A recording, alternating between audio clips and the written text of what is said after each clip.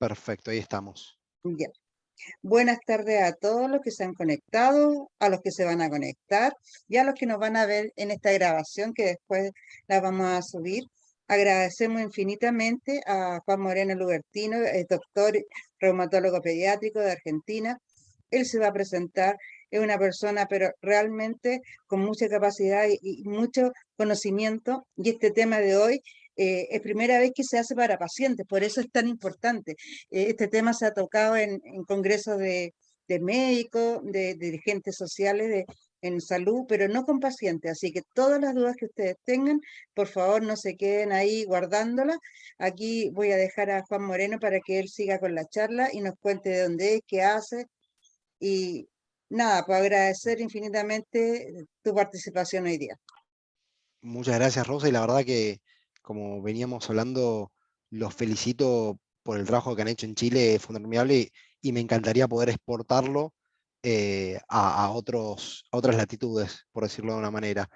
Eh, Así que te agradezco este espacio, sobre todo cuando Rosa me pidió que esta charla, algo que decíamos y que creo que es fundamental es, no hay nada peor que un padre que está con miedo por desconocimiento a tanto cosas de la patología, que uno se encuentra con algo nuevo, un mundo nuevo, algunos ya han hecho camino y ya conocen cómo es todo, lo primero que uno hace es meterse en Internet, y en Internet obviamente hay que ser muy cuidadosos porque la mayoría de las veces se publican los casos más graves o la información controversial, y a veces uno no tiene el filtro de dónde viene esa información y si realmente es fidedigna o no.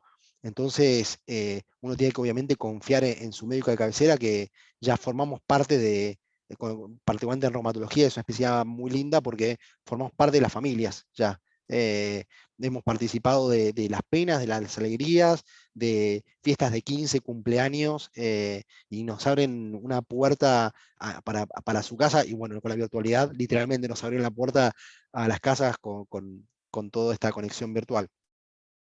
Así que bueno, muchas gracias, Rosa. Yo, como dijo Rosa, soy reumatólogo infantil ya hace muchos años. Actualmente estoy como jefe de reumatología infantil del Hospital Militar Central de Buenos Aires, y después en la Clínica Sagrado Corazón. eh, He dirigido algunos otros centros de reumatología infantil, pero hoy en día divido mi actividad entre lo asistencial y estoy como medical manager de Sandoz, del laboratorio, no, es una rama del laboratorio Novartis, que es ahí cuando hice mi expertise en biosimilares. Y obviamente, en rigor de verdad, después les voy a comentar los conflictos de intereses que tengo, pero obviamente creo que en la Universidad Liga mi, mi- mi desempeño es en gran parte en docencia, investigación y en asesoría a la gente del laboratorio, por lo cual, aunque uno no quiera, tiene un sesgo porque claramente estoy leyendo todo el tiempo información sobre biosimilares, particularmente. Entonces, obviamente que uno trata de ver inconscientemente lo positivo, pero voy a tratar de ser objetivo y hablar también de las controversias con una mente bien cientificista y objetiva sobre el mundo de los biosimilares. Esta es la agenda que planteé. Obviamente no va a seguir este orden, va a ser un orden un poco más aleatorio, pero sí son los temas que quisiera tocar, y ahora les voy a contar por qué. O sea, primero hablar de qué es un biosimilar y cómo se desarrolla, cuál es el impacto que tiene en el sistema de salud, qué evidencia hay del uso de los biosimilares y qué experiencia hay. Una cosa es la evidencia y otra cosa es la experiencia. Y sobre todo, algo que por ahí no van a encontrar muy fácilmente, que es cuánta experiencia y evidencia hay en pediatría, y también controversias sobre qué pasa cuando uno cambia del biológico original, o sea, el primero que se descubrió y salió al mercado, y cuando pasa a el biosimilar, ¿sí? Van a escuchar el biológico original o de referencia llamarse así al primero que salió, que tenía la patente, y una vez que cae la patente, como vamos a ver, se produce lo que llaman biosimilares. ¿Y cuál es la diferencia entre un biosimilar y un genérico, por ejemplo, que no es lo mismo? ¿O cuál es la diferencia entre un biosimilar o una biocopia o algunos llaman, ¿cómo se llama? Bueno, no me sale otro nombre que tiene, pero tiene otros nombres informales, ¿sí? Y esto que es el switching o cambio no médico, ¿sí? Son dos cosas diferentes. Una cosa es el switching cuando el médico prescribe cambiar un biológico por otro, una marca por otra, y cuando es el cambio no médico, ¿sí? Y algunas preguntas y medios frecuentes. Y eso voy. ¿Qué es lo que me he encontrado en estas charlas? ¿Qué me preguntan siempre? Obviamente, ¿qué son los biosimilares? ¿Qué diferencia hay entre un biosimilar y un genérico? Es algo que frecuentemente se pregunta. tiene el mismo efecto que los biológicos originales, ¿sí? Eso es algo que es la primera duda que llegan cuando de repente se encuentran con un biosimilar que le van a aplicar a su paciente o a sus hijos, ¿sí? Si son seguros, ¿sí? Puede cambiarse un biológico de una marca por otra, ¿sí? Y si se cambia de biológico a un biosimilar o viceversa, ¿trae alguna consecuencia? ¿Sí? Y si vengo hace mucho con un biológico original, ¿me deben avisar del cambio? ¿Deben hacerme más estudios o controles más seguidos? ¿Sí? ¿Puedo tener una reacción alérgica? Que me preguntan, obviamente, con esos términos, que en realidad hay otros términos más científicos, pero esos son las palabras de ustedes. ¿Sí? Y si el cambio es brusco, ¿debería controlarme más? Estas son preguntas literales que me han hecho. ¿Sí? Como les dije, uy, perdón, está abierto justo mi micrófono. Ahí está. Esos son mis conflictos de intereses, ¿sí? Trabajo para el laboratorio Sandoz, para el laboratorio Novartis, a la rama de biológicos y biosimilares de Novartis, que es Sandoz, ¿sí? Para Argentina, estoy a cargo de la parte de Argentina, Chile, Uruguay y Paraguay, en la parte de inmunología. Y también he trabajado dando charlas o alguna conferencia para AVI, para Roche y para Janssen en algún momento. Entonces, la primera pregunta es, ¿qué es un biológico? Porque uno no puede entender qué es un biosimilar si antes no se pregunta qué es un biológico. Y es fácil la respuesta. Es un fármaco cuya sustancia activa, o sea, la molécula en sí, está producida o extraída de un organismo vivo, ya sea un tejido, una célula, ¿sí? ¿Y por qué es importante esto? ¿Sí? Acuérdense que cuando uno recibe una droga, cualquiera sea, por ejemplo, un etanercept o una adalimumab, ¿sí? Está la molécula, sería etanercept o adalimumab, y otras sustancias que hacen que pueda llegar mejor al torrente sanguíneo, pueda distribuirse mejor, que son los que llaman excipientes. Acá estamos hablando de la molécula solamente, ¿sí? Y esa molécula, cuando es producida por un organismo vivo, ¿sí? Digamos por una célula, ¿sí? Porque así como se genera, la célula no es una maquinita perfecta, ¿sí? Es como el humano, no es perfecto. Entonces, ¿qué pasa? No produce dos productos exactamente iguales, ¿sí? Tiene una variabilidad. ¿Por qué? Porque en el proceso le agregan azúcares, se va doblando para tener la conformación final, ¿sí? Y son moléculas muy, muy complejas. Entonces, tiene una variabilidad. Ahora, lo que uno tiene que fijarse es que esa variabilidad, cuando uno la mide, no sea muy grande y termine generando el mismo efecto clínico, ¿sí? Y no difiera de lo que se aprobó originalmente. Eso lo tienen todos los biológicos, ¿sí? Solamente por ser biológico es estas condiciones.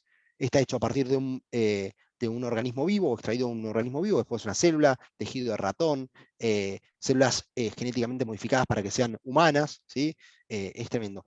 Y por ser producidas por un organismo vivo, como el organismo vivo no es una maquinita, ¿sí? Tiene ciertas imperfecciones, tiene esta microheterogeneidad o microvariabilidad, ¿sí? No hay que preocuparse porque en definitiva está eso que yo les digo micro y ustedes solamente se quedan con la palabra variabilidad o heterogeneidad, eh, es algo microscópico, ¿sí? Que no tiene impacto en el efecto clínico, ¿sí? Entonces, de hecho, han venido recibiendo el original que tiene esa variabilidad sin darse cuenta. Entonces, ese es el primer concepto biológico, es esto, ¿sí? Y ejemplos de biológicos son el adalimumab, etanercept, infliximab, que son los anti-TNF, o sea, los que bloquean el TNF o factor necrosis tumoral, que está muy involucrado en lo que es artritis idiopática juvenil. Algunos por ahí en algún momento han recibido rituximab, que es un anti-CD20, ¿qué es un anti-CD20? Tiene que ver con los linfocitos. Hay hormonas también, no solamente tiene que ver con lo que vemos con nosotros con inflamación, con AIJ, sino hay hormonas como la hormona de crecimiento, la eritropoyetina, bueno, y infinidad de productos. ¿Y cómo se desarrolla un biológico? Esto que yo le estoy diciendo que parece tan complicado, es complicado, ¿sí? Y parte de células vivas, ¿sí? Seleccionan cuáles son las que pueden producir el mejor producto, las seleccionan, las clonan, se expande, ¿sí? De esa expansión eligen el mejor pool celular, o sea, el mejor grupo de células que genera el mejor producto, las clonan, las expanden, y así van llegando de miles Mientras y más cientos sonora para retroceder. perdón, de células a una sola célula que genera el mejor producto. Y eso después le ponen unos reactores, ¿sí? Que, como ven acá, estos son reactores donde se genera la medicación, que lo llevan a gran escala, ¿sí? Ese es el procedimiento para cualquier biológico, ¿sí? Obviamente se requiere mucha complejidad, mucha inversión y un proceso muy, muy minucioso, ¿sí?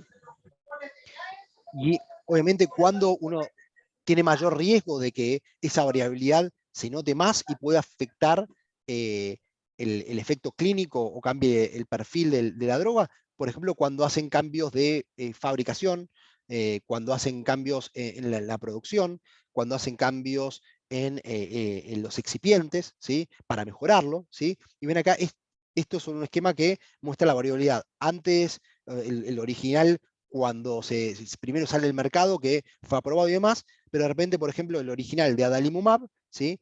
Hace mejoras en el tiempo. Por ejemplo, el original de adalimumab eh, sacó el citrato, por ejemplo, de su producción inicial, ¿sí? Para mejorarlo, y tuvo una variabilidad. Entonces, ¿qué pasa? Las entidades regulatorias de Europa, que es el EMA, o de Estados Unidos, FDA principalmente, pero también, bueno, en Chile el ISP, o en Argentina en MAT, cada vez que hay uno de estos cambios, les obligan a hacer algunos estudios eh, analíticos para ver que no haya tenido gran variabilidad que pueda afectar clínicamente, ¿sí?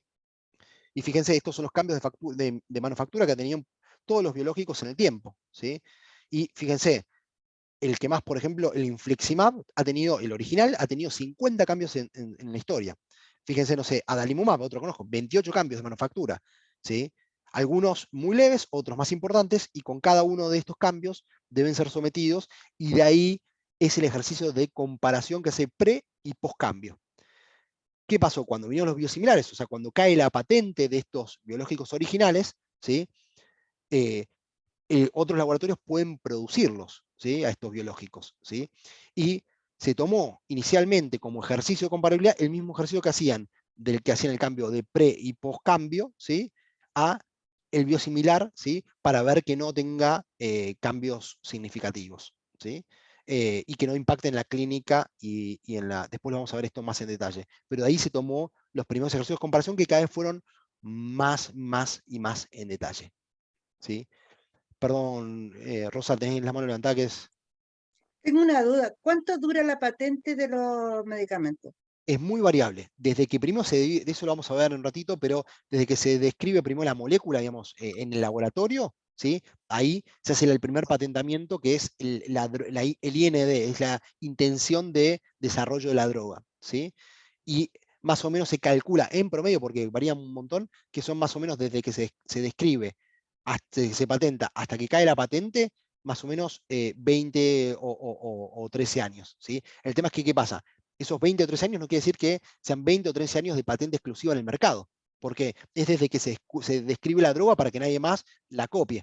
Ahora, después de que se escribe esa droga, tiene que someterse a estudios eh, preclínicos, clínicos y, como llama, y finalmente pasar toda la fase del estudio clínico para ser aprobadas y salir al mercado. Entonces terminan teniendo por ahí 7, 5, algunos 10 años de exclusividad en el mercado, ¿sí? O sea, pero esos 20 años originales, o 13 años, depende del mecanismo que se haya aplicado, ¿sí? Se van corriendo, pero de repente hay algunos laboratorios que hacen una trampita que, si de repente hacen un cambio en la manufactura significativo, en los excipientes y todo, pueden extenderse esa patente, ¿sí? Por ejemplo, Adalimumab llegó a tener, creo que 23, 24 años de exclusividad de patente, que fue un récord absoluto.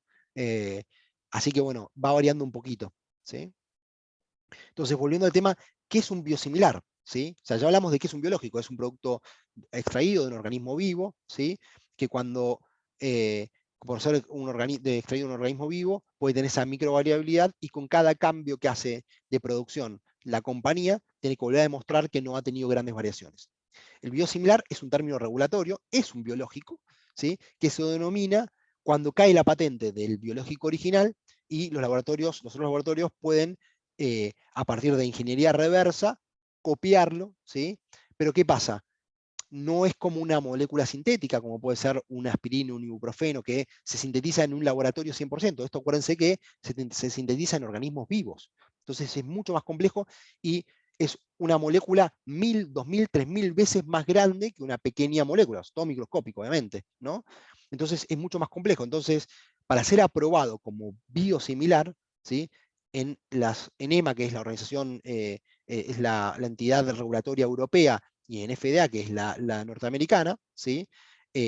Lo que hacen es hacer un ejercicio de comparabilidad. ¿Qué pasa? desde una fase analítica, que es cuando ve la estructura química, cómo se comporta, cómo se distribuye, y que, por ejemplo, la secuencia de proteínas tiene que ser exactamente igual, el segundo nivel de complejidad tiene que ser exactamente igual, el tercero, que es donde por ahí está el plegamiento y que tiene mucho más que ver con lo que agrega la célula, los azúcares y cómo se pliega en el espacio, puede tener una microvariabilidad, ¿sí?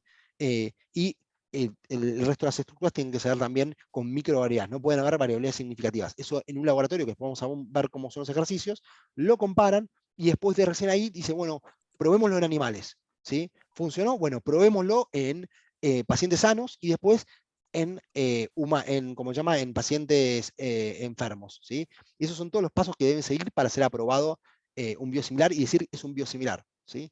¿Qué pasa? También está lo que se llama biocopia, ¿sí? ¿Qué es una biocopia? Es un biológico también porque es producto de un organismo vivo, pero que no cumple con los requerimientos de estas agencias regulatorias de Europa y de Estados Unidos, ¿sí?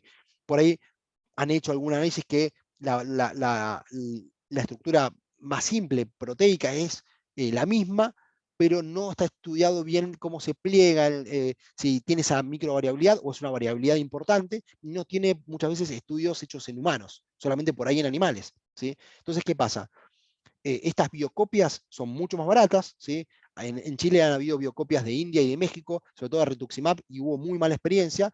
Hay otras biocopias que no han tenido tan mala experiencia, pero el tema es que no son predecibles. Uno no puede indicar a su paciente una biocopia diciendo, mira, es igual que el que estás recibiendo y va a hacer el mismo efecto, porque no lo sabes, ¿sí? El biosimilar sí, está aprobado, tiene estos pasos que yo les conté, entonces puede ser intercambiable. Después vamos a ver, igualmente tiene su complejidad y no en cualquier momento se puede cambiar. ¿Y cuál es la diferencia entre los biosimilares y los genéricos? Es esto, ¿sí?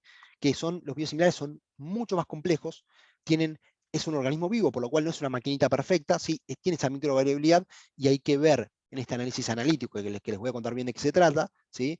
Que no tenga unos grandes cambios y después comprobar que en pacientes reales no sea diferente, por lo menos en una indicación, a lo que es el biológico de referencia, ¿sí?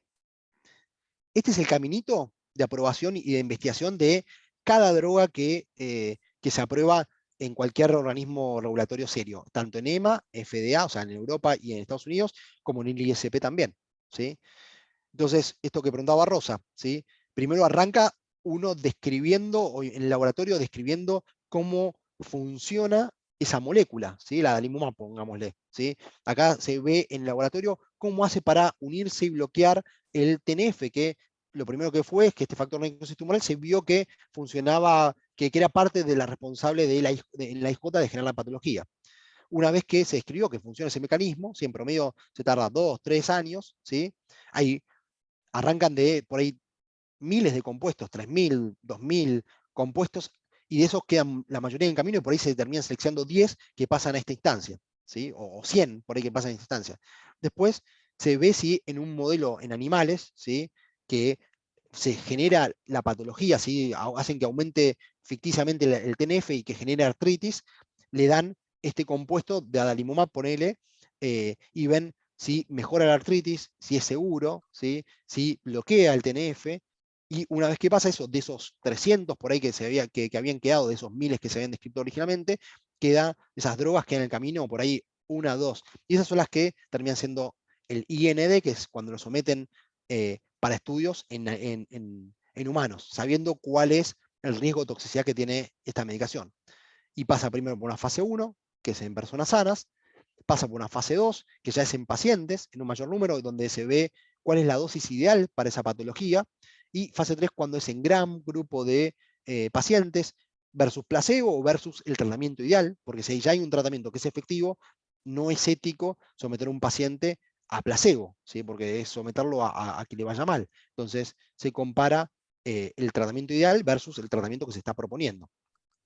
Y una vez que pasó todo esto, ahí recién se aprueba la medicación y algunas veces hay un estudio de fase 4, que es una vez que se aprobó, se ve una vigilancia, siempre hay vigilancia, igual a ver cómo funciona la droga en el mercado. Pero algunas veces se requiere una vigilancia un poquito más exhaustiva y se hacen estudios de fase 4.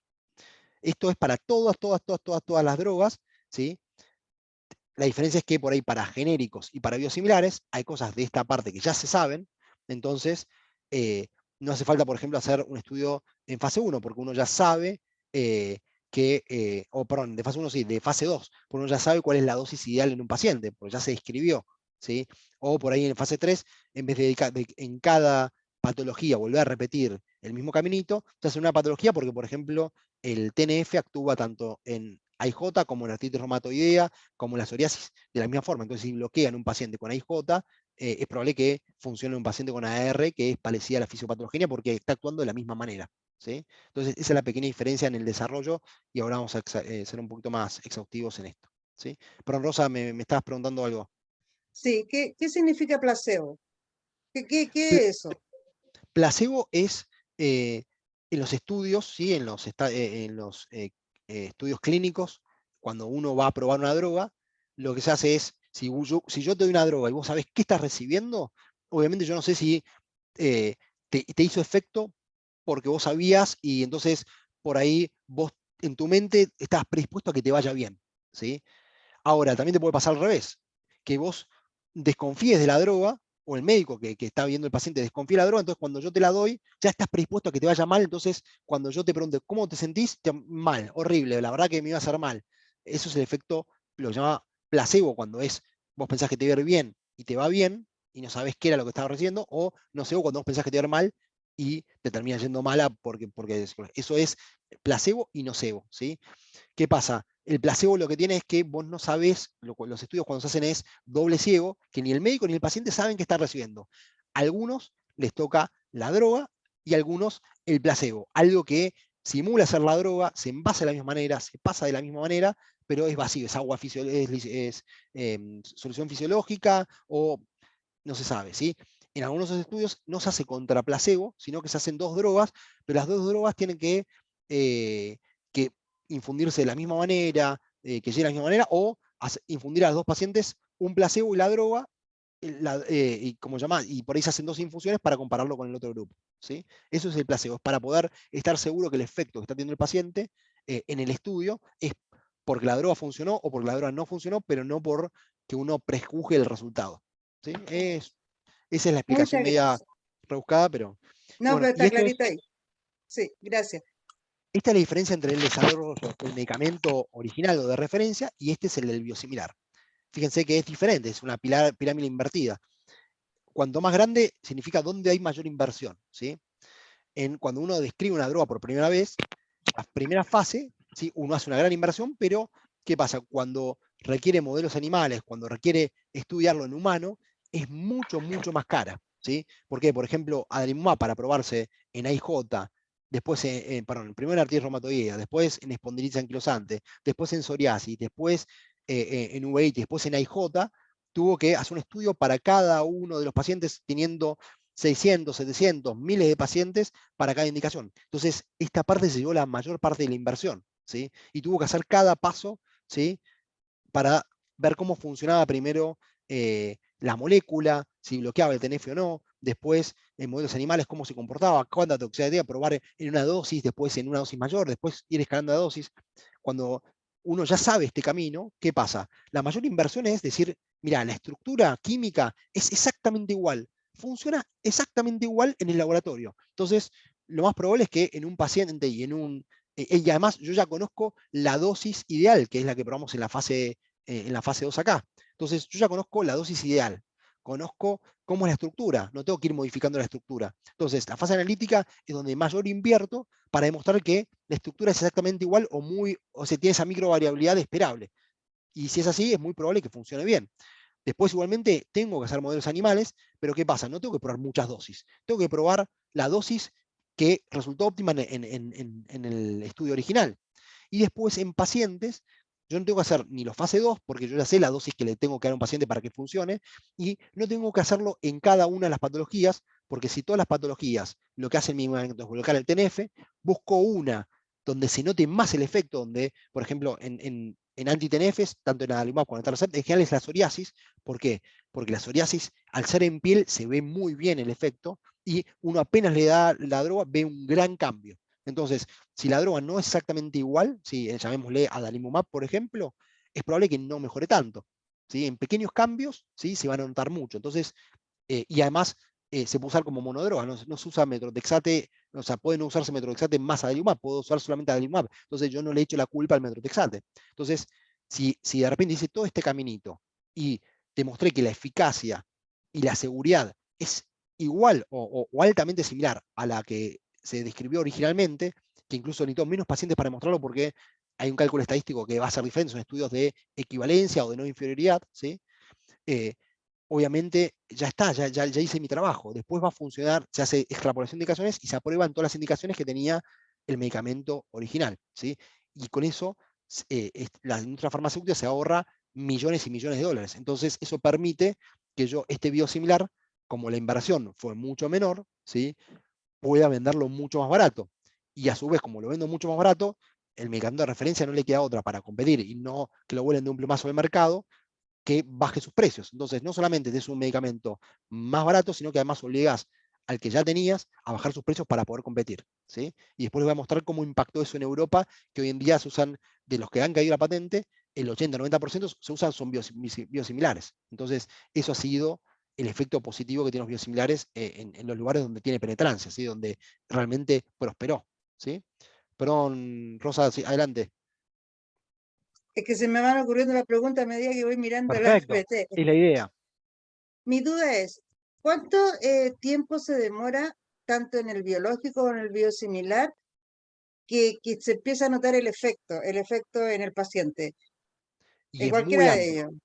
Es muy, muy amplio eso, ¿sí? Porque depende de la patología. Si hablamos de artritis idiopática juvenil, las guías, las guías europeas y las americanas, pero también validado en las guías argentinas, por ejemplo, y otros países de Latinoamérica tienen sus propias guías. Las de Chile particularmente están un poco desactualizadas, pero siguen las guías americanas. Uno espera por lo menos hasta el tercer mes para decir si hizo efecto o no hizo efecto la droga, ¿sí? Si uno al tercer mes no notó absolutamente ningún cambio, debieras cambiar de estrategia terapéutica, ¿sí? Por ejemplo, pasa lo mismo con el metrotexate. Uno empieza con, en general, la artritis idiopática juvenil, el primer escalón es el metrotexate, ¿sí? Si a los 3 meses, también hay un confundidor, porque en general uno usa también corticoides un poquito como puente para que mejore el paciente. Esto es en un mundo ideal. Después está la burocracia y el acceso, o sea, cuánto le cuesta al paciente, si lo puede pagar y demás. Pero en un mundo ideal, uno tendría que, al tercer mes, haber conseguido suspender el corticoide, ¿sí? Y que el paciente esté en remisión sin una actividad, o si no se puede porque es un paciente que está muy activo, lo llaman minimal activity disease, una actividad mínima que sabemos que está definido que es actividad mínima para que no impacte a largo plazo. Si uno no lo logró, debiera cambiar de estrategia. Si es metrolexate oral, puede aumentar la dosis y pasarlo a subcutáneo durante 3 meses, y si no lo logró, ahí pasar a un biológico, ¿sí? Algunos que tienen muchos factores de mal pronóstico directamente pasan a biológico después de 3 meses de metrotexate, ¿sí? Ahora, si vos le pusiste un agente biológico, adalimumab o etanercept, por ejemplo, que son los que por ahí más se usan en pediatría, eh, en general se esperan al menos 3 meses, ¿sí? Por lo general hay corticoides de por medio, hay que bajarlos, y a veces se puede esperar un poquito más por no saber si era por el corticoide, y si a los 3 meses no tuviste nada de respuesta, y tendrías que tratar de cambiar, no de directamente de mecanismo de acción. Si era un anti-TNF, no usar otro anti-TNF, usar otro mecanismo de acción. Ahora, el tema es cuando tuviste algo de respuesta. Ahí es más difícil y por ahí puede extenderse un poco más, ¿sí? Puede llevarte 6 meses, 8 meses. De hecho, hay estudios que muestran cómo en el tiempo, si uno espera, esos pacientes terminan mejorando a la larga, y está muy en discusión cuándo tendrías que esperar. Pero si no tuvo nada, nada, nada de respuesta, son 3 meses, ¿sí? Si tuvo algo de respuesta, ahí es más difícil, uno tendría que esperar un poquito más. Pero para cada patología varía ese tiempo. En AIJ son 3 meses. Pero un poquito más, ¿cuánto? ¿Tres ¿Qué? meses más? ¿Esperar el No, resultado que haga? depende del paciente. Yo no, en mis pacientes trato de no esperar más allá de 3, 4 meses, además, sobre todo porque los tiempos para pedir nuevas medicaciones son muy largos, entonces yo me anticipo en general un poquito antes, ¿sí? Ya. Ahora, yo tengo pacientes que después de la primera aplicación de adalimumab, a los 10 días ya no tienen más artritis. Es muy variable. Fíjense, te estoy hablando de 3 meses como máximo de no respuesta, pero de repente yo tengo respuestas con tocilizumab para pacientes con artritis idiopática subsistémica.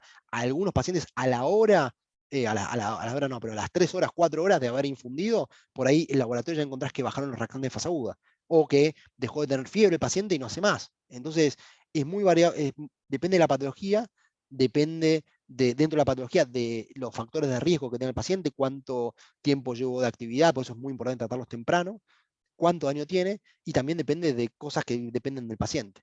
Es muy, muy variable, por eso es complejo. Así que bueno, son muy interesantes las preguntas, así que bienvenidas sean. Entonces, esta es la diferencia entre el desarrollo de un medicamento original y el biosimilar, y por qué el biosimilar puede venderse a un precio mucho más económico. Entonces, vamos a ver a qué llamo caracterización analítica, por qué la fase analítica es tan cara, ¿sí? Ven, por ejemplo, cómo es la estructura, ¿sí?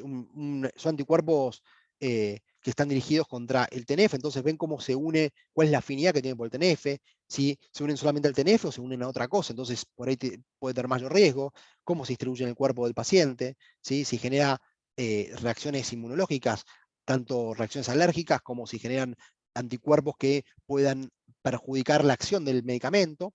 Y, por ejemplo, mira, acá hay un ejercicio que usan del original, no es el mismo la producción que se genera en Europa que en Estados Unidos. Entonces, los laboratorios de biosimilares seleccionan cientos y cientos de muestras de medicamentos del biológico desarrollado, por ejemplo, adalimumab en Estados Unidos, y cientos de biológicos desarrollados en Europa. Y lo diseñan para que estén justo en la mitad de los dos. ¿Sí? Entonces, a veces es más parecido el biosimilar a los dos que el original de un lado y de otro entre sí. ¿Sí? Obviamente que si de repente el biosimilar se está desarrollando no cae dentro de este intervalo que uno espera de confianza, debiera diseñarlo de nuevo y no proceder a la siguiente etapa. ¿Sí? Y como ven acá es un ejemplo, se ven impurezas, se ven la estructura primaria, esto que yo decía, cómo se pliegan en el espacio, cuántos azúcares tiene y demás estudios más complejos. Esto, por ejemplo, para rituximab, ¿sí?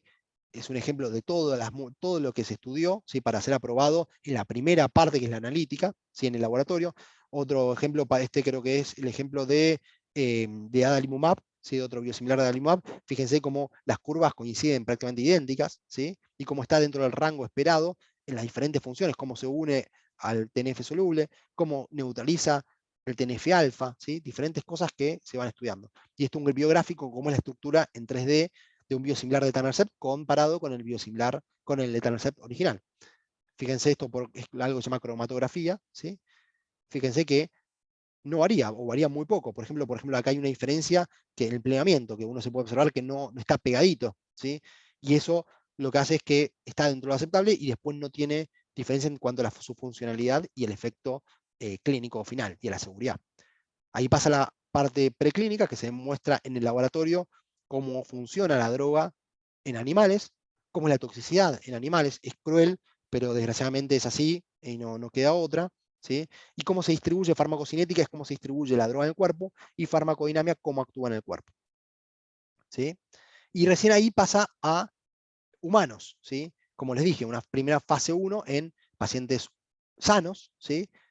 En un bajo número, son en general 10, 20 pacientes, en los que se ve cómo se distribuye en el cuerpo y si es seguro, ¿sí? Obviamente a dosis mucho más bajas que las que se usó para ver la toxicidad en animales. La fase 2, como dijimos, en biosimilares no hace falta porque ya sabemos cuál es la dosis ideal para darle al paciente. Y la fase 3, que es en pacientes con la patología, en un mayor número, se ve la eficacia, cómo funciona, ¿sí? Que puede ser de no inferioridad o equivalencia, ¿sí? El estudio, la seguridad y la inmunogenicidad y en un tiempo prolongado. Y algunos requieren en fase 4. Y después hay registros, que eso también vamos a hablar. Es la evidencia que genera en vida real, o sea, una vez que ya está en el mercado, tanto organizaciones científicas como gubernamentales que no tienen que ver con el laboratorio, o los fase 4 sí que le piden algunas entidades al laboratorio. Y ahora, en un biosimilar, ¿cómo se estudia? ¿Cómo son estos estudios que yo les estoy contando de esta fase 3 en pacientes reales? Hay varios modelos. Están estos de transición que hacen a un grupo de pacientes sin saber qué le están dando, le va a tocar el medicamento de referencia, ¿sí? El que venían recibiendo. A otro grupo de pacientes le van a dar un biosimilar y en algún momento, ¿sí? Del tiempo, al que venía con el de referencia, lo pasan al biosimilar y después analizan si hubo diferencia entre este grupo de pacientes que los cambiaron o el que estuvo todo el tiempo con biosimilar. esto es lo que la mayoría de las compañías hace, porque es lo más barato, porque ellos ya tienen este producto, el otro lo tienen que incorporar. Más complejo todavía, a un grupo de pacientes, ¿sí? Lo distribuyen en dos grupos, uno le va a tocar biosimilar, otro el original. En un momento del tiempo cambian. Al que venía con el biosimilar, lo cambian, y al que venía con el original, lo cambian al otro grupo. Y después ven qué diferencias hubieron. Y después el más complejo, que es el de multiple switching, ¿sí? Que vamos a ver algunos diseños, ¿sí? Todos estos están aprobados dentro de las regulaciones de europeas y FDA para demostrar la eficacia clínica. Obviamente, cuanto más complejidad, mejor. Acá un ejemplo de en fase 1 en pacientes sanos, 28 días estudian cómo hace efecto un grupo y otro, arrancan con uno, que sería el biosimilar un grupo, otros con el original, después lo switchean, lo cambian, ¿sí? Después de un tiempo de intervalo sin darle ninguno, y vuelven a estudiarlo, ¿sí? Y fíjense cómo en este estudio de un biosimilar contra el de referencia, las curvas son prácticamente idénticas, ¿sí? En cuanto a la concentración en sangre, ¿sí? Que eso, acuérdense, el fase 1 es para ver cómo se distribuye en el cuerpo. Y las áreas bajo la curva, que es cuántas dosis de sangre tiene uno en la sangre, perdón, de droga en la sangre, no son diferentes, ¿sí? Son iguales. Incluso se ven la diferencia dentro del biosimilar, cómo se comporta si es un autoinyector o una jeringa prellenada. Y fíjense que en el cuerpo se comporta de la misma manera, y es así que se aprueban las dos fórmulas. Y por ejemplo, este es un estudio de adalimumab, ¿sí? Con múltiples switchings. Se estudia el biosimilar contra el adalimumab de referencia. Esto es en pacientes con psoriasis, ¿sí? Psoriasis en placa. A la semana 17 comparan estos dos grupos, ¿sí? Obviamente, estos estudios, hasta el final, hasta que termine el estudio completo, ni el médico ni el paciente saben qué recibió cada uno, entonces se analiza objetivamente, ¿sí? Pero fíjense qué interesante. Se hizo una primera fase, que es comparando uno contra otro, ¿sí? Cabeza a cabeza, lo que se llama head to head, ¿sí? Pero después se volvieron a repartir los grupos, los que venían con el biosimilar, a un grupo lo siguieron con el biosimilar, los que venían con referencia, un grupo lo siguieron con referencia, pero otro grupo lo cambiaron 4 veces, ¿sí? Del de biosimilar al de referencia, del de referencia al biosimilar, de nuevo al de referencia y de nuevo al biosimilar. Y a la semana 51 vieron si entre estos 4 grupos, los que habían continuado con uno y con otro y los que habían cambiado varias veces, había diferencia en cuanto a eventos adversos que podían haber presentado, a la eficacia, ¿sí? Y fíjense que los 4 grupos están representados acá hasta acá, solamente 2 grupos, acá los 4 grupos, porque fue en la semana 17 que se cambiaron varias veces, ¿sí? Y fíjense que en cuanto a lo que es efectividad, no había diferencias, ¿sí? Las curvas se superponen prácticamente. Y en cuanto a eventos adversos, tampoco hubieron diferencias. Las diferencias que habían eran, lo llaman no estadísticamente significativas, o sea, que eran dadas por el azar y no por algo que la estadística diga, che, acá tenés que estar más atento porque hay algo que no concuerda, ¿sí? Y esto en cuanto a la inmunogenicidad, cuántos anticuerpos generó esa droga que bloqueen el efecto, ¿sí? Y de nuevo, en todos los grupos, tanto cuando comparaban uno contra otro, el de referencia contra el biosimilar, así como cuando comparaban eh, el que continuó con el de referencia, el que continuó con el biosimilar, y los dos que se switcharon, ¿sí? No hubieron diferencias significativas. ¿Y qué es una indicación sensible? Esto que yo le decía, ¿por qué eligen para el fase 3 un biosimilar psoriasis en placa y por qué no eligen AIJ, por ejemplo? ¿O por qué no eligen espondilitis anquilosante? Bueno, es porque primero eligen la patología que tenga el tamaño de efecto adecuadamente grande. ¿Qué quiere decir eso? Que con un pequeño cambio que no funcione o que funcione muy bien, se pueda notar, ¿sí? Eso es el tamaño de efecto, ¿sí? Y además, por ejemplo, que se puede usar como monoterapia, como la psoriasis, ¿sí? Que no usa metrotexate, puede no usarse metrotexate. En AIJ no sería ético a un grupo con pacientes con AIJ usar adalimumab solo sin metrotexate, es algo que no quede otra. Entonces, por eso también no se eligió AIJ, ¿sí? Y después, la dosis en el tiempo en la fase lineal de la psoriasis es siempre la misma, entonces se puede comparar una con otra, ¿sí? También, por ejemplo, en AR, el otro modelo que yo les contaba, ¿ves? El biosimilar que durante un grupo todo el tiempo se siguió con el biosimilar y otro que se cambió del de referencia, en la semana 24 cambiaron al biosimilar. Y no hubieron diferencias en cuanto a eficacia y seguridad, ¿sí? A largo plazo. Y eso es lo que se llama extrapolación de indicaciones, ¿sí? Esto que veníamos hablando. Una vez que el biosimilar demostró que es comparable en la fase analítica, o sea, su estructura es igual al de referencia, y en la fase clínica demostró que tiene el mismo efecto y la misma seguridad, ¿sí? En una sola patología, como puede ser una psoriasis en placa, como puede ser artritis reumatoidea, si las patologías tienen la misma fisiopatología, por ejemplo, está involucrado el TNF, ¿sí? El adalimumab se comporta igual contra el TNF en AR, en AIJ, en espóndilo, o sea que el efecto sería el mismo, ¿sí? Obviamente las patologías después son diferentes y los pacientes son diferentes, pero el mecanismo de acción no, es el mismo, se une en todas las patologías, cómo actúa es uniéndose al TNF. Entonces, se aprueba, si el adalimumab de referencia tiene aprobación para AIJ, bueno, el biosimilar, por más que el estudio haya sido en AR, se aprueba también para AIJ, porque el mecanismo de acción va a ser el mismo, que es uniéndose al TNF, ¿sí? Eso es lo que se llama extrapolación de las indicaciones. Puede pasar que de repente haya un caso excepcional que no es así, que no hay extrapolación de indicaciones. Por ejemplo, fue con rituximab. Rituximab se usa para patologías autoinmunes, como puede ser el lupus, la artritis idiopática juvenil, ¿sí? La artritis reumatoidea, pero también para pacientes oncológicos con linfomas y leucemias, ¿sí?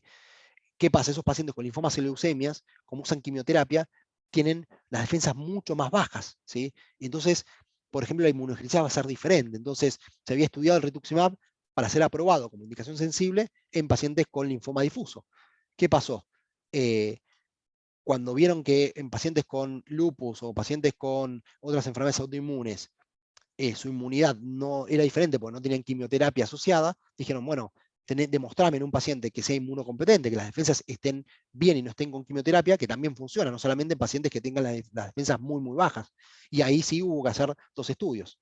También, por ejemplo, algunas compañías hacen estudios que tienen que tener por obligación una indicación sensible, una fase 3 en una patología, ¿sí? Por ejemplo, psoriasis en placa. Pero por ahí eligen hacer también artritis reumatoidea. ¿Por qué? Porque por ahí hay países donde no está aprobado para psoriasis en placa. Entonces, les conviene hacerlo para las dos. O, por ejemplo, la artritis reumatoidea es donde más se usa. Entonces dicen, algunos médicos pueden tener alguna duda, entonces, para quedarnos tranquilos, lo hacemos en las dos patologías y que tenga mayor impacto. Hay diferentes estrategias, pueden llegar a ser 2 indicaciones. En general no lo hacen porque es mucho más caro. Perdón, Rosita, adelante. Tengo dos dudas. Adelante. Me gusta que se ¿Cuánto, pregunte. cuánto biológicos o biosimilares de distintas marcas pueden cambiar en un paciente? Bueno, eso es muy variable. Por ejemplo, en Austria, hablaba con Joseph Pollen, que es uno de los reumatólogos número 1 del mundo, y ellos, por la legislación que tienen, una vez que cae la patente del original, cada 6 meses se licita si está aprobado por EMA, o sea, por la Organización Regulatoria Europea, y está aprobado por la regulación austríaca, es indiferente el producto, no podés elegir uno u otro en marca. Entonces, el que oferta más bajo o que tiene mejores características para el paciente es el que van a usar. Entonces, cada 6 meses ahí gana, por ejemplo, el medicamento de referencia, perfecto. Entonces, todos al medicamento de referencia. A los 6 meses se vuelve a licitar, gana el biosimilar 1. O sea, todos los que están en el medicamento de referencia pasan al biosimilar 1. A los 6 meses se vuelve a licitar, gana el biosimilar 2, pasan al biosimilar 2. Y así pueden ir switchando. A ver, lo que uno puede discutir es que si de repente en ese cambio hace un evento adverso, hay que ver a quién se lo adjudicás, ¿sí? Pero salvo por eso, y por eso el doctor Smollen lo que recomienda es que ese cambio se haga en pacientes que están inactivos, ¿sí? Porque si está activo, pasan dos cosas. Si estaba activo, no tiene sentido cambiar a la misma droga porque ya sabes que no está haciendo efecto. O sea, si pasaron 3 meses y vos no tuviste efecto, no lo cambies a un biosimilar, o del original biosimilar, o del biosimilar al original. Cambia de droga directamente porque no te está sirviendo. Entonces, no tiene sentido. Y después, si viene una droga y está activo, si vos lo cambiás y el paciente empeora, no sabés si empeoró porque cambiaste la droga o sea, por marca, cambiaste de marca, o porque el paciente, la evolución de la enfermedad iba a empeorar. Es un mal momento para cambiarlo. Entonces, lo que hacen es esperar a que el paciente esté inactivo y a los pacientes inactivos los switchean, ¿sí? No Pero hay un número. ¿cuántas drogas distintas puede usar un paciente? Y la respuesta, a ver, la respuesta científica es, por esto yo les conté, el argumento es, podrían ser, si son biosimilares, podría ser infinita. En la práctica, la verdad que no hay experiencia con más de 3, 4 cambios de marca en biológicos. Las publicaciones que más he leído es que han estudiado qué pasó con un paciente que cambió 3, 4 veces de marca. no hay tampoco tanta experiencia en más que eso. Sí, en que cambien dos marcas varias veces. O sea, 4, 5 veces cambien de una marca a la otra, de una marca a la otra, de una marca a la otra. No es legal, lo único que uno recomendaría científicamente es tratar de que el cambio sea en pacientes inactivos y que por lo menos esperes, ya te digo, estos 3 a 6 meses para cambiar de droga, para ver cuál fue el efecto de esa droga y si cambia algo, atribuírselo a uno y no a otra. ¿Eh? Pero esa es la respuesta con evidencia científica. Después el resto es opinión y práctica de cada uno. Yo no cambiaría tan seguido de droga por si acaso, porque todavía no hay evidencia de tanto. Pero me siento cómodo cambiando cada 6 meses de marca entre una, dos o tres marcas máximo, porque hay evidencia que lo respaldan. Más de eso, no hay evidencia y ya es opinión. ¿Y cuánto tiempo puede pasar una persona tomando medicamentos, ya sean biológicos o biosimilares? O sea, ¿cuánto? Son preguntas difíciles, no, ninguna pregunta fácil. No, Bueno, de eso eh, es que eh, se van ocurriendo, voy mirando eso y yo digo, y ahí se me ocurre. No, hay no una tenía nueva, nada escrito. antes la respuesta es no se sabe o nunca. Hoy en día hay algo que se llama adecuación de tratamiento, que es un concepto que viene de artritis reumatoidea, y ya hay algunos trabajos muy tímidos, muy pocos, en artritis idiopática juvenil, que lo que te dicen No es hay que nada. de los que suspenden, más o menos el 40 a 60, entre el 40 y el 60%, es muy variable, pero 40 a 60% pueden recaer. Entonces, y se sabe que si uno después de 2, 3 años de inactividad, baja la dosis, probablemente se mantenga inactivo un buen tiempo. Entonces, se recomienda por ahí hacer el tapering, bajar la dosis y ver qué pasa, pero uno no debiera suspender sin 2 o 3 años de inactividad. Eso es lo que hay de evidencia. Igual hay mucha hay de evidencia a favor y en contra, y está recontra discutido. También lo que hablan de cuánto puede bancar el sistema de salud, cuánto puede ¿cómo se llama? Sustentar el sistema de salud con tanto tiempo de tratamientos de alto costo. Pero bueno, es otra discusión que todavía no se ha resuelto. Falta de generar evidencia al respecto. Eh, Así que bueno, gracias por la pregunta, Rosa. Em, Entonces, ¿qué hay en los pacientes pediátricos? Bueno, la mayoría de las indicaciones están aprobadas en AIJ por extrapolación de indicaciones. Lo mismo digo AIJ, pero uveitis, en lupus, todo está aprobado con ese. Se aprobó para el biológico original, por extrapolación de indicaciones se aprueba para el resto de las indicaciones aprobadas. ¿Sí? Pero también hay mucha experiencia, alguna publicada y otra no. Pero particularmente la más útil son los registros. ¿Por qué? Porque son en poblaciones grandes, ¿sí? En sistemas de salud lo llaman cerrados, ¿sí? Que en general son más estatales, ¿sí? Y hechos por o los gobiernos o las sociedades científicas. Esos son los registros. ¿Sí? Y en pediatría, por dos ejemplos, está el registro alemán, que es el BICR, ¿sí? Que es el registro alemán de biológicos en artritis idiopática juvenil, ¿sí? Que por ejemplo está publicado este trabajo reciente, ¿sí? Este fue del año pasado, en el cual ven un grupo de pacientes con artritis idiopatía juvenil que se cambiaron del etanercept de referencia a dos biosimilares diferentes, ¿sí? O sea, un grupo cambió uno y otro a otro, no es que cambiaron entre ellos, ¿sí? Y vieron qué pasaba comparado con los que no cambiaban, ¿sí? Entonces veían que eran más o menos 2.915 pacientes tratados con etanercept en general, ¿sí? eh, y seleccionaban de ellos a aquellos que seguían teniendo menos de 18 años al día de hoy, o sea, al día de ese momento, ¿no? Y algunos que habían empezado el tratamiento después de 2017, ¿sí? Que era cuando ingresaron los biosimilares.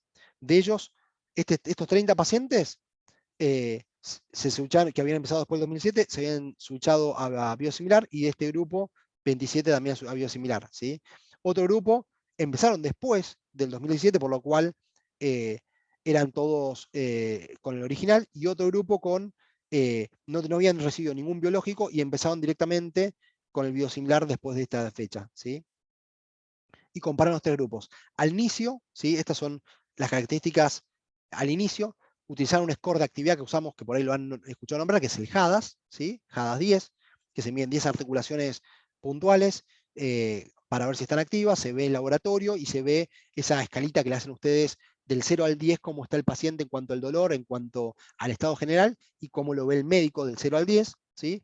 Y fíjense que esta rayita es lo que se llama la media, ¿sí? y fíjense, o sea, en promedio, cuánto tenían de actividad, y fíjense que era exactamente igual al inicio, antes de cualquier tratamiento, y era igual en cuanto solamente a articulaciones activas, ¿sí? No había diferencias. ¿Y qué pasa? Lo siguieron en el tiempo y vieron qué pasaba con el grupo que estaban con los originales y los que habían cambiado al biosimilar. Y fíjense que esta rayita es exactamente igual, y en cuanto al HADAS-10, y es exactamente igual, estos cuadraditos, en cuanto a las articulaciones activas, ¿sí? Y en el tiempo, acá se ve mejor el gráfico, esta linita gris es el HADAS-10, este es la escala visual del médico y esta es la escala visual del paciente, cómo cambia en el tiempo. Empiezan en esta fecha, ¿sí? A los 6 meses lo volvieron a evaluar con estos 3 indicadores, había bajado todos los indicadores de inflamación, esta fue la última visita que hicieron mientras recibían el etanercept original, y en esta fecha es la primera que documentan que tiene el biosimilar. Fíjense que continuó bajando lo mismo que hubiese bajado con el etanercept solo. Y lo importante es que en el tiempo, a los 6 meses, y a la última visita, que fue a los 12 meses, esta inactividad se mantenía en el tiempo, ¿sí? Medida por 3 parámetros que son el HADAS-10, la escala visual análoga para el paciente y la escala visual análoga del médico, ¿sí? Y en cuanto a los eventos adversos, ¿sí? Pre y post switch, no hubieron diferencias significativas, ¿sí?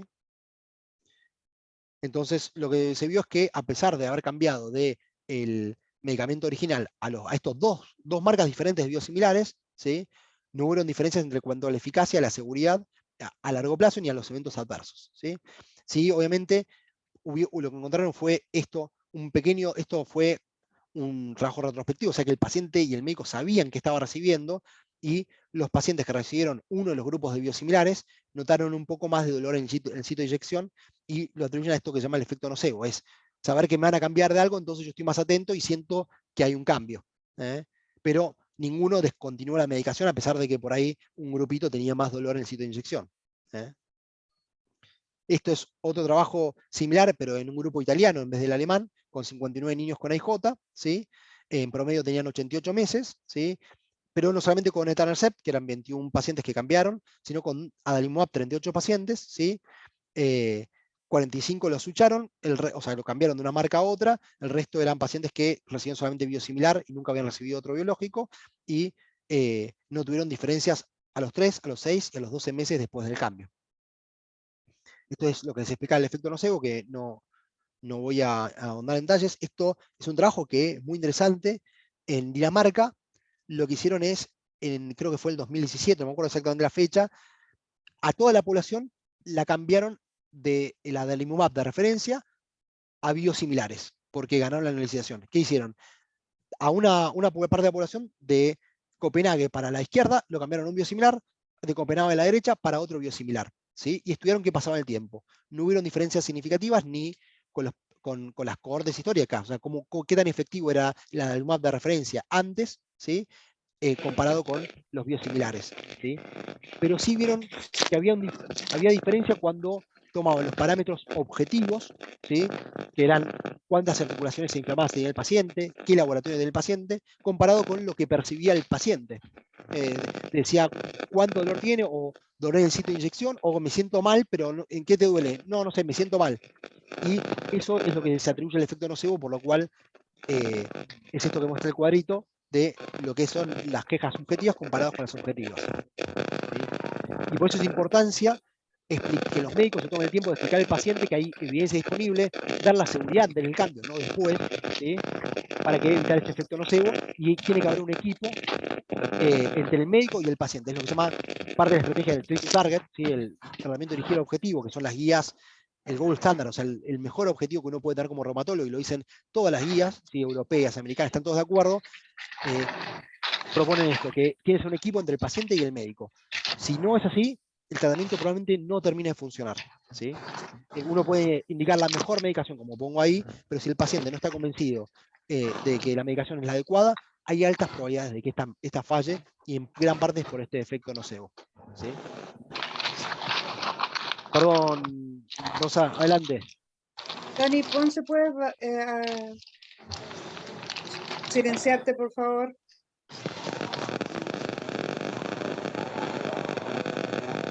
Tú la puedes... Ay, sí. Muchas gracias. Ahí está. Consulta. Estos estudios solamente se hacen en Europa, aquí en Latinoamérica, en algún país de No, Latinoamérica, hay, nada.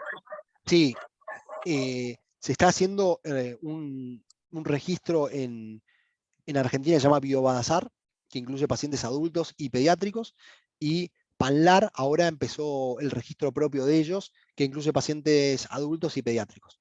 Eh, Se está haciendo ahora, hay algunas publicaciones, nosotros publicamos en el grupo nuestro el año pasado, no, hace 2 años, nuestra experiencia con biológicos, en realidad no con biosimilares, y ahora ese mismo registro empezó, porque ¿qué hacíamos? Nosotros registrábamos la molécula adalimumab o la molécula etanercept, pero no poníamos qué marca era.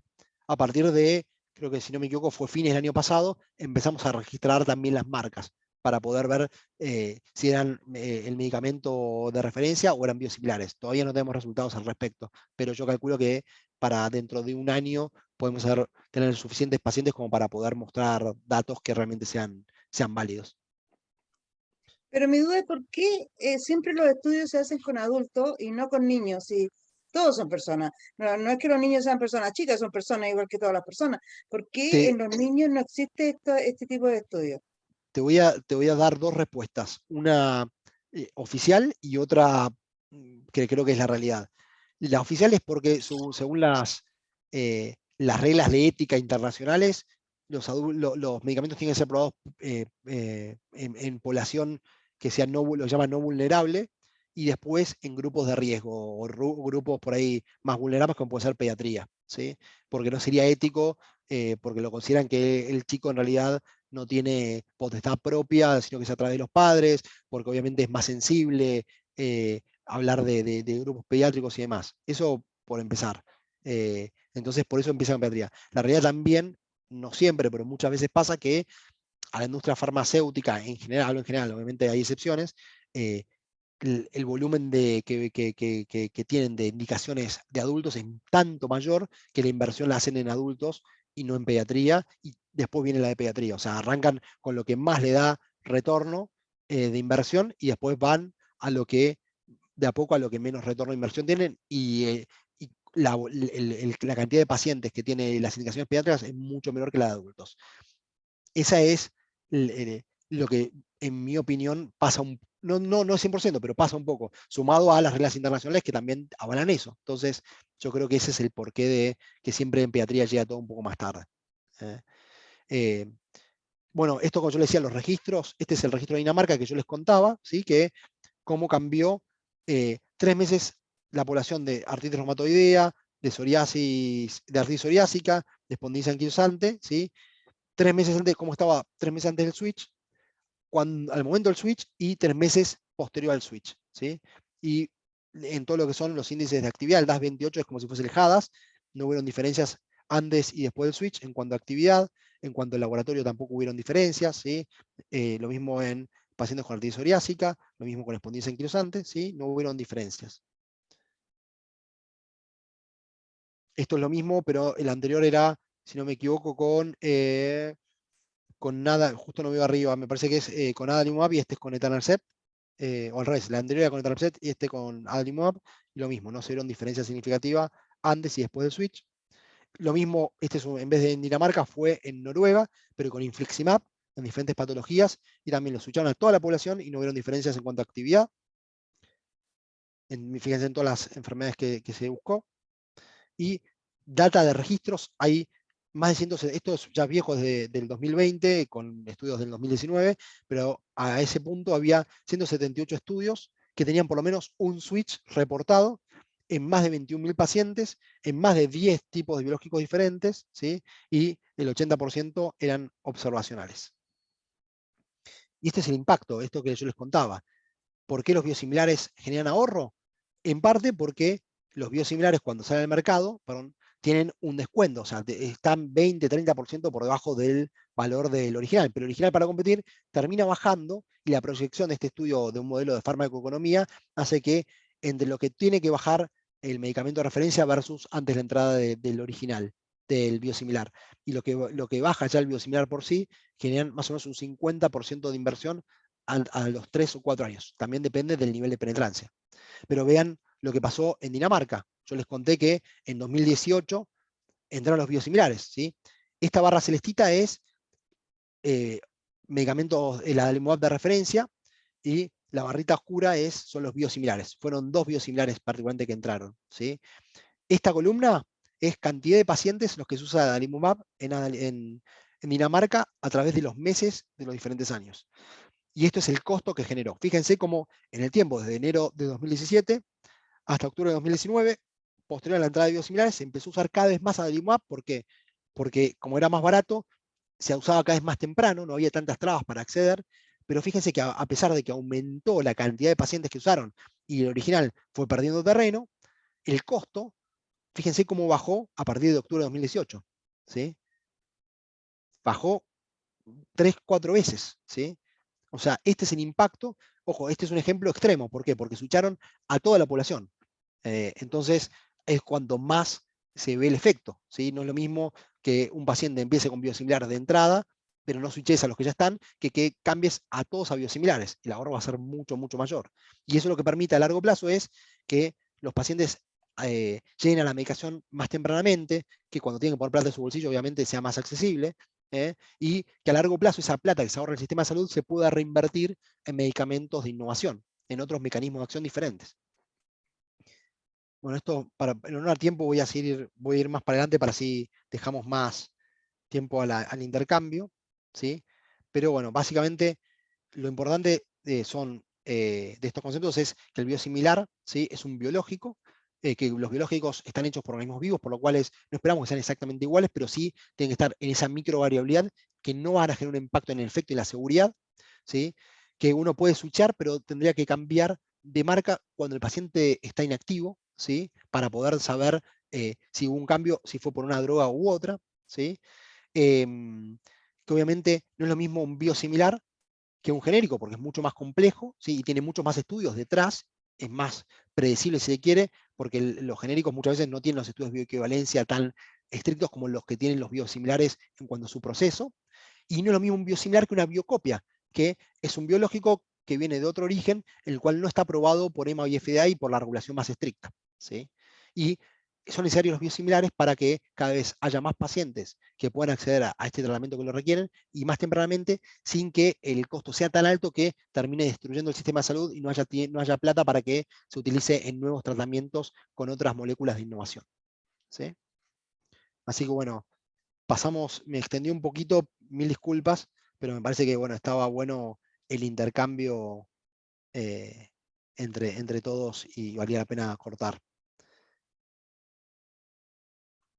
Estoy dando de dejar de compartir. Acá está. Así que bueno, Rosa, no sé si hay preguntas dando vuelta. Aquí en el chat dice, ¿se puede saber cuánto tiempo tiene efectividad un biológico? Bueno, esto que charlábamos, ¿cuánto tiempo tarda en empezar a hacer efecto? Es muy variable, depende de la patología, del paciente y del biológico, ¿sí? En artritis y idiopatía juvenil, las formas poliarticulares, que por ahí son las que más frecuentemente requieren biológicos, si el paciente tiene poco tiempo de evolución, obviamente el efecto va a ser mucho más rápido que si uno llega tarde al biológico y ni hablar si llega tarde al diagnóstico, ¿sí? Eso por empezar. Un promedio en pacientes estándares que tengan bastante actividad y que el diagnóstico haya sido en un tiempo razonable, ya les digo, puede empezar a notar el efecto por ahí después de dos aplicaciones, más o menos entre el mes y los 3 meses, ¿sí? Ahora, en el tiempo, algunos biológicos pierden la efectividad y a veces hay que cambiar, es lo que se llama falla secundaria. Respondió inicialmente, o sea, no es una falla primaria, respondió inicialmente, pero con el tiempo ese medicamento va perdiendo efectividad. No hay un tiempo estipulado para saber cuándo un biológico puede perder efectividad. Algunos lo pierden a los 3 años, algunos a los 5, algunos nunca, y algunos se suspenden y cuando se vuelven a reinstalar, eso gracias a Dios la mayoría, vuelven a generar la remisión del paciente. Entonces, es muy variable, depende del paciente y depende del caso, ¿sí? No hay un número que uno pueda decir, este paciente le pongo esta droga y va a responder durante este tiempo y después va a dejar de responder o va a responder para siempre. No existe eso. Si alguien se los dice, no tiene un fundamento científico. Si yo tengo que poner porcentajes de mis pacientes que empiezan a adalimumab, más o menos un les diría que el 50% logro suspenderlos, o 60% logro suspenderlos. De los que suspendo, más o menos un 30% recaen, pero cuando le vuelvo a poner el biológico, recaen después de por ahí 2 años. Algunos un poco más o un poco menos. Y cuando les vuelvo a poner el biológico, en general responden y vuelven a inducir la remisión. ¿Sí? Y hay un grupo que no requieren nunca más biológicos. ¿Sí? Todavía no está publicado y todavía no hice la estadística, pero la impresión objetiva es una opinión por ahora y espero en algún momento poder hacer el trabajo correspondiente y poder recomendarlo, es que cuanto más temprano yo indico el tratamiento, o sea, cuanto más tiempo sin actividad tuvo antes del tratamiento, más chances hay de que cuando yo suspenda el biológico ande bien. ¿Sí? Supongamos en Chile nosotros tenemos 5 biológicos garantizados, pero si un paciente ha usado los 5 biológicos de distinta marca, de distintas moléculas, ¿qué pasa con ese paciente? ¿Ese paciente vuelve al primero? Si ya no le hicieron efecto, ¿qué hace ese Mira, paciente? en pediatría es excepcional que un paciente pase por más de 3 biológicos. Es excepcional. Tengo pacientes que han terminado, ahora se aprobó tofacitinib en AIJ en Argentina, pero en otros lados por ahí no sé en Chile, sinceramente, les tengo que ser sinceros, pero yo he tenido que usar algunas moléculas que no estaban aprobadas, pero había algunos reportes de casos que funcionaban. Obviamente que en Argentina el sistema de salud lo termina cubriendo, si uno hace un racional y adosa evidencia, obviamente cuanto menos evidencia, más difícil es.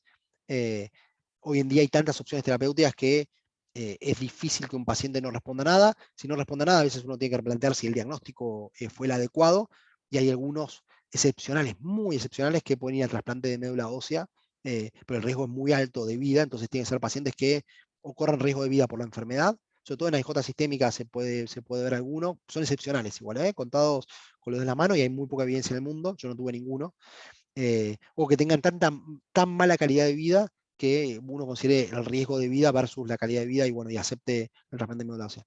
Pero ya les digo, hoy hay tantas opciones terapéuticas que en general uno no llega a eso y va switchando y cambiando de medicación.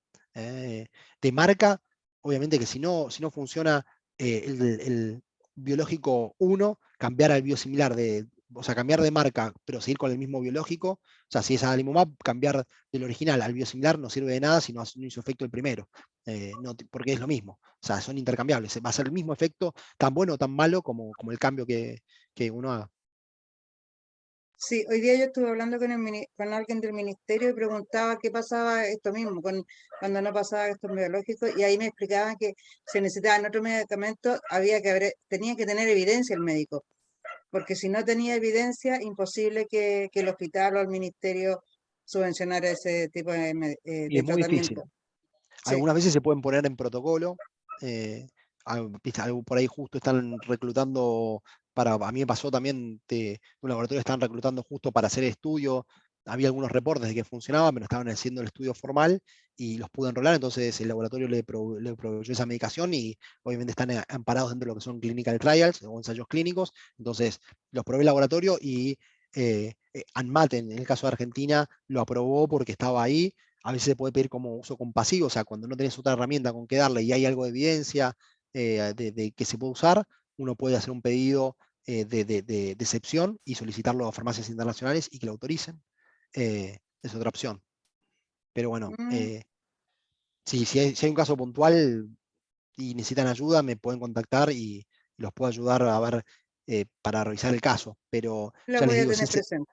es excepcional Sí, que realmente no respondan. O sea, en artritiopatía juvenil, la falla metrotexate, después de 3, 6 meses, uno lo que utiliza es un anti-TNF en general. Puede ser adalimumab, etanercept. Hay otros que no están aprobados, pero que a veces se puede llegar a utilizar, sobre todo en niñas jóvenes en edad fértil y demás. Eh, y si no funciona, estamos hablando de artritiopatía juvenil poliarticular, pues después la sí, sistémica es otro, sí, otro otro mundo cuento. aparte. Sí. Uno puede usar tocilizumab, ¿sí? Que está aprobado en pediatría también para formas poliarticulares, puede usar abatacept incluso, o puede usar rituximab, incluso si tiene factor reumatoideo positivo. Si eso no funciona, puede cambiar con los anteriores, ¿sí? Si tuvo buena respuesta originalmente a un anti-TNF, pero a partir del tiempo puede usar un segundo anti-TNF. Si tuvo mala respuesta de inicio, tiene que cambiar de mecanismo de acción, ¿sí? Pero imagínense que tuvo mala respuesta a un anti-TNF, empezaste con adalimumab o etanercept, pasás de adalimumab de etanercept a tocilizumab, es lo que yo hago, ¿no? Si es FR positivo, puedo pasar a rituximab. Incluso si no es FR positiva, a veces también se puede utilizar, pero con menos chances, ¿sí? Puedo pasar por, después por tofacitinib, por abatacept, o sea, tengo hasta 5 opciones terapéuticas sin esforzarme demasiado. Después hay más, pero hasta ahí tenés opciones. Es raro que con eso no alcance, Ya, sinceramente. Hay, hay pacientes, pero son muy raros. sí, son muy raros. Bárbara, Lo ¿tú que no hay, quieres hacer alguna pregunta?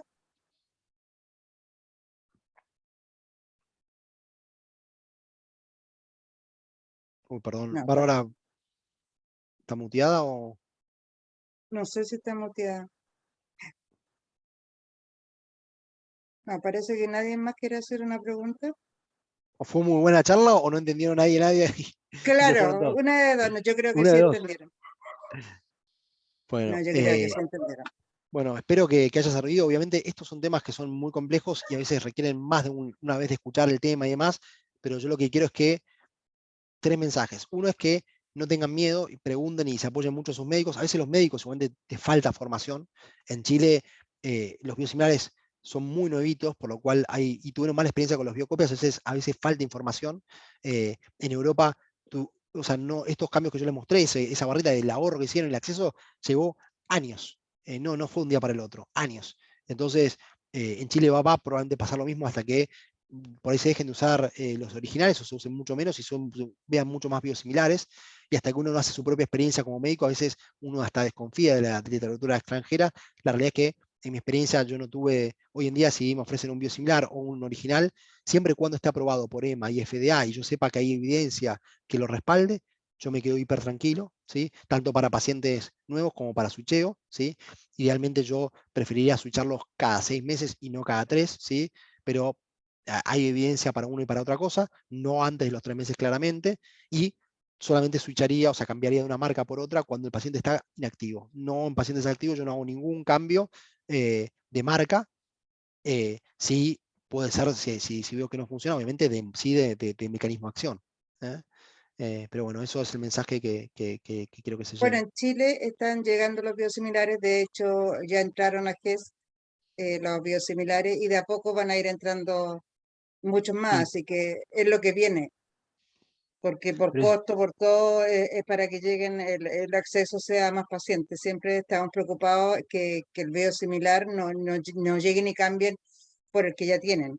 Entonces, exactamente. acá los medicamentos están ultra revisados, no es que lleguen y entren en el Ministerio de Salud.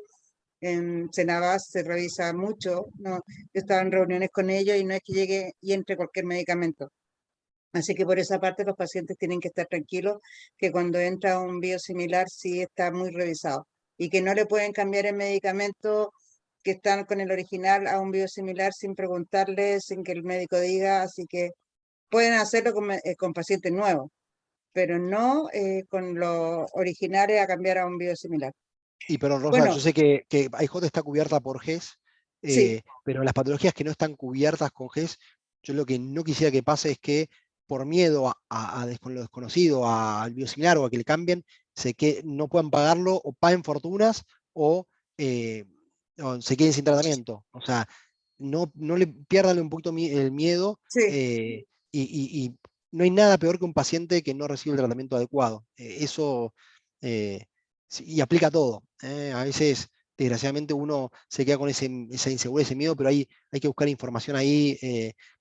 Yo no recomiendo que busquen en internet porque van a encontrar de todo, pero sí que se apoye mucho el médico. A veces el médico puede ser que no sepa o que esté mal informado, pero bueno, es mejor de su aliado, tienen que confiar 100% en el médico de ustedes. sí, de todas maneras. Y cualquier duda que tengan, que la aparezcan después, nosotros tenemos el contacto directo con el doctor, así que se la podemos hacer y él nos va a responder sin ningún problema. Bueno, te queremos Excelente. agradecer, ya son las 9:20, está muy buena la charla, yo creo que es muy importante que los pacientes tengan acceso a este tipo de charlas porque los biosimilares se vienen y uno no tiene idea, pues no sabe, a mí se me iban ocurriendo las preguntas a medida que iba viendo la presentación. Te agradezco mucho tu tiempo, tu gentileza, tu amabilidad y estamos en contacto, así que muchas gracias. No, gracias a vos, Rosa, y lo mismo, para lo que necesiten, me avisan, ¿sí? Yo estoy disponible. ¿Eh? Sí, vamos a tener presente eso de los casos complicados. Ahí Dale. anda. Así que muchas gracias, nos estamos viendo la próxima, ya nos quedan 2 charlas solamente, así que nos vemos la próxima semana con tips para los estudiantes que van a volver al colegio. Te agradecemos infinitamente, no te Un va, cariño enorme. yo ya tengo tu celular, así que ya perdiste, yo ya te tengo contactado, así que Lo que necesiten. Un cariño muchas enorme. gracias. Gracias, Adeu. muchas Chao, gracias. chao. Chao. Bueno, chao a todos.